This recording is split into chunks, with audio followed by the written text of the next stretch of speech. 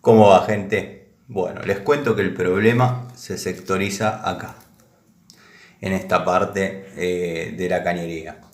Esta parte de la cañería es la que conduce el agua de la transferencia a la lluvia. Sigue así, sigue así, sigue así, hasta allá.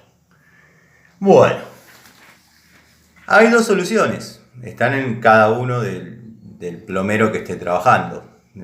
Yo podría llegar acá, que es una parte sana, cortar, poner una copla rápido, un pedacito de caño nuevo y se terminó. Nos vemos, porque pongo el cuadro de ducha nuevo, empalmo ahí y se terminó el problema.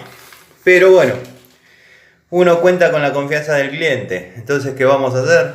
Vamos a picar hasta arriba y vamos a cambiar todo el caño como corresponde. Son dos opciones del mismo.